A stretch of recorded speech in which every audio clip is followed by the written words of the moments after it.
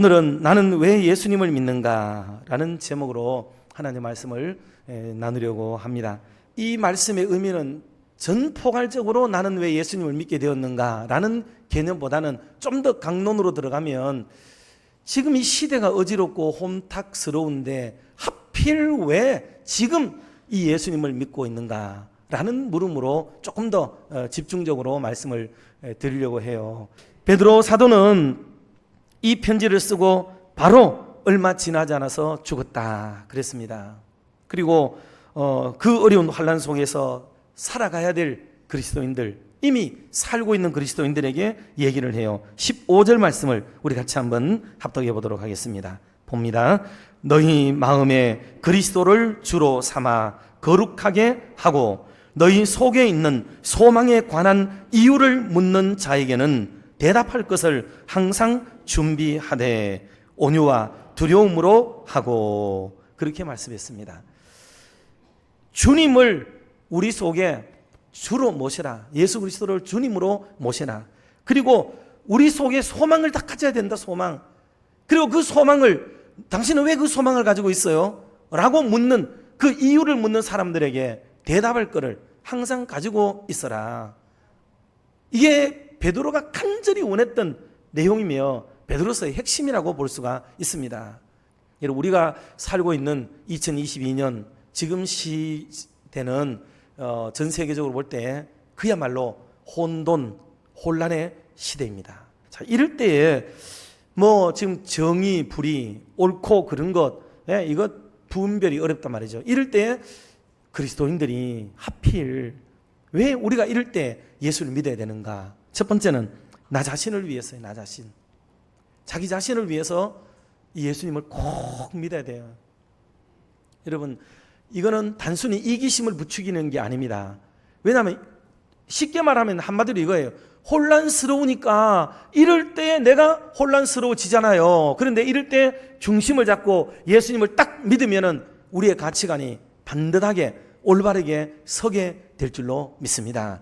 그러니 예수님을 바로 믿는 게 이런 혼란한 시대를 나 자신을 바로 세우는 길이 되고, 이런 성정체성이 무너지는 세상 속에 그래도 내가 예수를 믿으면 그래도 나를 거룩하게 만들고 그나마 나를 지켜내고 그나마 나를 이렇게 보존되게 만들 수 있는 가장 강력한 힘이 이때 예수를 믿는 거죠. 이때. 만약 이때 우리가 휩쓸려 가버리게 되면 우리 스스로들도 다 무너져 버리고 만다 하는 것을 알아야 합니다. 말세를 살아가는 성도들에게 성경은 신구약을 막론하고 계속 우리에게 강화시키는 게 뭐냐면, 너희를 악하다고 말하고 유의평론하고 너희를 거스려서 나쁘게 만들고 재앙을 가져오고 너희를 핍박하고 탄압하는 일들이 없을 수는 없다.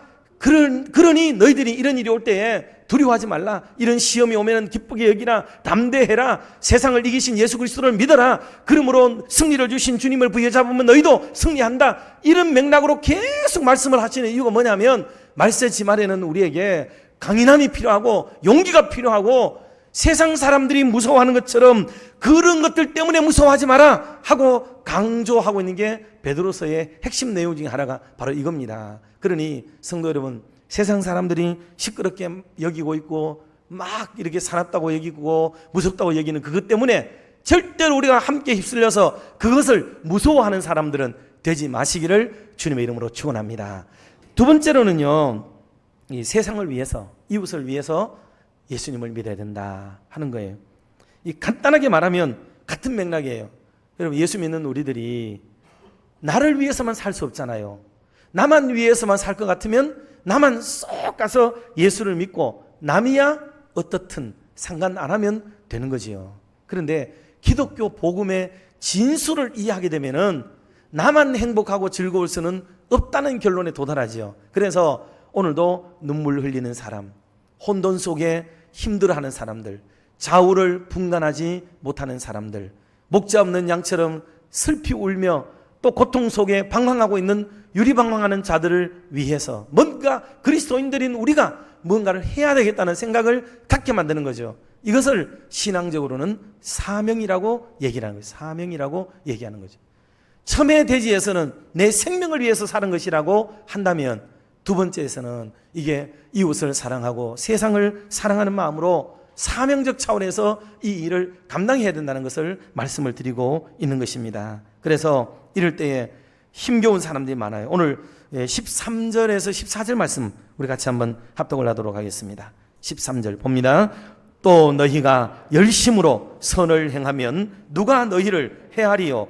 그러나 의를 위하여 고난을 받으면 복 있는 자니 그들이 두려워하는 것을 두려워하지 말며 근심하지 말고. 아멘. 성경은 오늘 이상하게요, 우리 교동문을 읽을 때도 그랬고 지금 오늘 이 성경을 읽을 때도 그렇고 계속해서 선을 행하라, 선을 행하라, 계속 이게 반복되고 있는 게 참 신기하다는 생각이 들 정도로 이게 오늘 주일에 이 모든 설교의 내용과 더불어 이게 맞아떨어지고 있는 듯한 느낌을 받습니다. 성도 여러분, 우리는 선을 행하면서 살아야 되는 책임을 지고 있는 사람들이에요. 그러니 자기의 유익만을 구하는 존재가 아니고 다른 이들의 유익도 구할 줄 아는 이런 선이 필요하다 이 말이에요. 마지막 세 번째는 예수님을 위해서 예수님을 믿죠. 당연히. 그래서 예수를 믿는 이유는 주를 위하여, 그리스도를 위하여, 하나님을 위하여, 하나님의 나라를 위해서 일을 한다. 마태복음 10장 39절 말씀 같이 한번 끝으로 합독해 봅시다. 자기 목숨을 얻는 자는 잃을 것이요 나를 위하여 자기 목숨을 잃는 자는 얻으리라. 아멘. 세상을 향하여서 내가 목숨을 주겠다, 너희들에게 생명을 주겠다라고 말하는 사람이 누가 있습니까? 없어요. 여러분, 그래서 우리가 살아가는 동안에 어떻게 살아야 되느냐? 우리는 예수님의 모양으로 살아가도록 노력을 기울여야 돼요. 작은 예수가 되는 심경을 가지고 사는 거죠. 전에는 예수님이 나를 위해서 생명을 바쳤으니 이제는 내가 주님을 위해서 주님을 주인으로 모신 채 내가 살아가겠다 하는 이런 마음으로 인생을 산다 이 말입니다. 그래서 이 말에 그리스도인이라는 말을 정리할 때 어떻게 하느냐, 제가 어떤 목사님의 내용을 조금 빌려오면 이렇게 말했습니다. 예수가 생각하는 그런 생각을 갖는 사람이 그리스도인이다. 예수가 사랑하는 그런 사랑을 품는 사람이 그리스도인이다. 예수가 말씀하시는 그런 소리를 내는 사람이 그리스도인이다. 제자들의 발을 씻던 예수님의 손을 가진 사람이 그리스도인이다. 갈보리 십자가를 향하여 똑바로 걸어가는 사람이 그리스도인이다 라고 얘기를 했습니다. 그러므로 오늘 이후로부터 저와 여러분이 자신을 위해서, 이웃을 위해서, 특별히 주님을 위해서 우리가 남은 시간 동안 예수를 잘 믿고 하나님의 나라를 위한 정권대사로서의 역사를 감당하는 은혜로운 믿음의 성도님들 모두가 되시기를 주님의 이름으로 축원합니다.